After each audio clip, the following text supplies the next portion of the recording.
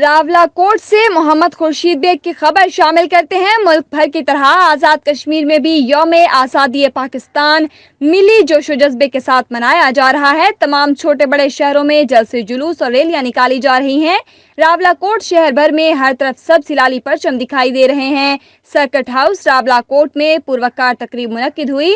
तकरीब में डिवीजनल और ज़िले अफसरान, सियासी जमातों के रहनुमाओं और शहरियों ने कसी तादाद में शिरकत की। पुलिस के चाको चौबंद दस्ते ने सलामी पेश की। बाजू फंग करेगी, बाजू फंग फंग।